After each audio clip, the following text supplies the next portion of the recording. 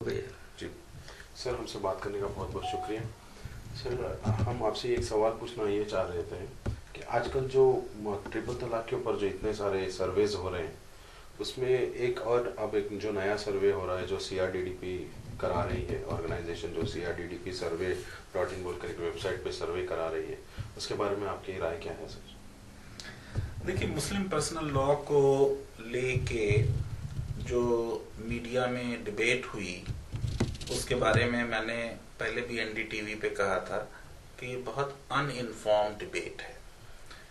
तो कोई मुनासिब ऑथेंटिक सर्वे इसमें नहीं हुआ, और जो चंद सर्वे सामने आए उनमें क्या रिसर्च मेथोडोलॉजी थी, किस तरीके से उन्होंने लोगों को सेलेक्ट किया, ये बात सामने नहीं आई।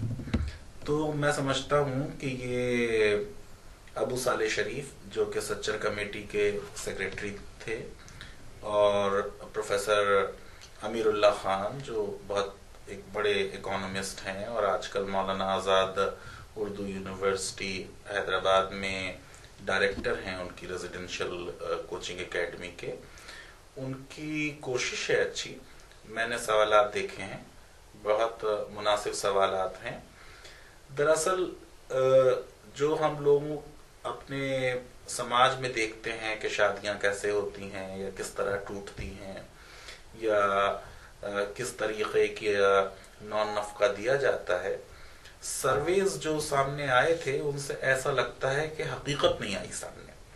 तो मैं ये समझता हूँ कि एक ऐसा ऑथेंटिक सर्वे होना चाहिए जिसके साथ मुल्क के एम्पेरिकल रिसर्च करने के बड़े लोग, जिनकी रिसर्च एबिलिटी पे एतमाद किया जा सकता है।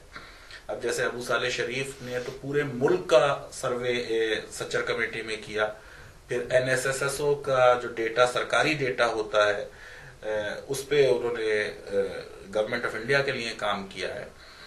इसी तरह Amirullah Khan Bill Gates Melinda Foundation के लिए काम करते रहे हैं।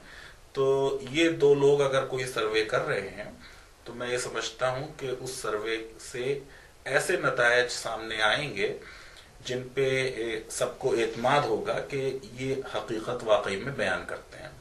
तो अगर लोगों तक ये बात ज्यादातर पहुंच जाए, क्योंकि ये ऑनलाइन सर्वे कर रहे हैं, इसकी थोड़ी ये कमी है, तो कितनी इसमें कामयाबी मिलेगी मुझे उसका अंदाजा नहीं, लेकिन इससे ये भी अंदाजा होगा कि मुसलमानों में कंप्यूटर का यूज किस हद तक पहुंचा है।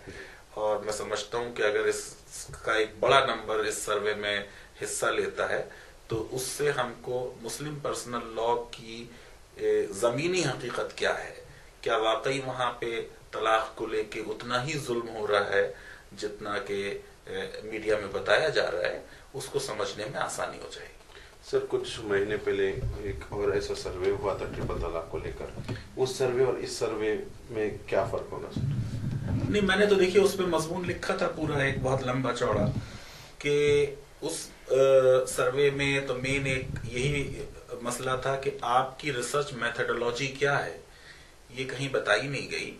और उसके बाद मेरे आर्टिकल के बाद गो के बड़े नाराज थे वो लोग जिन्होंने सर्वे किया, लेकिन उन्होंने तस्लीम किया कि भाई हम तो फैजान मुस्तफ़ा की तरह कोई यूनिवर्सिटी में नहीं है और हम तो एक एडमिशन नहीं है, लेकिन जो हमने बात कही वो तो हकीकत है, और समाज में इस तरीके से मुस्लिम औरतों के साथ जुल्म हो रहा है। दरअसल उस सर्वे में भी बहुत सी चीजें बहुत पॉजिटिव थी, लेकिन मीडिया ने उसको नहीं पकड़ा। और जिन लोगों ने सर्वे किया था, मुझे उनसे जरा सा ये नाउम्मीदी हुई कि उन्होंने नेशनल टीवी पे अपने सर्वे को भी पूरी तरह प्रेजेंट नहीं किया। अब जैसे एक एग्जांपल दूं मैं, उस सर्वे का जब टीवी चैनल्स पे डिस्कशन हुआ तो ये हुआ कि साहब तमाम मुसलमान जो हैं वो ईमेल से और व्हाट्सएप पे तलाक भेज दे रहे हैं, जबकि उस सर्वे में ही खुद ये लिखा है कि 0.002% सिर्फ लोग ये कर रहे हैं। यानी 520 जो तलाक हुई थी उनमें से सिर्फ 2 लोगों ने ऐसा किया था। तो इसका मतलब ये एक एक्सेप्शन था, ये रूल नहीं है। ऐसा नहीं है कि सारे मुसलमान जो हैं वो बस व्हाट्सएप और SMS से तलाक भेज दे रहे हैं, लेकिन मीडिया में इस तरीके से प्रेजेंट किया गया। दूसरे उन्हीं के सर्वे में ये भी बात आई कि 71% लोग तकरीबन तलाकें ऐसी होती हैं जिसमें घर वाले, पंचायत, एनजीओ, शरिया कोर्ट, मोहल्ले वाले इन्वॉल्व होते हैं। इसका मतलब ये एक यूनिलेटरल अचानक एक दिन आके 3 तलाकें नहीं हो जाती। उस तलाक से पहले जरूर एक कोई ना कोई सुलह की और शादी को बचाने की कोशिश होती है।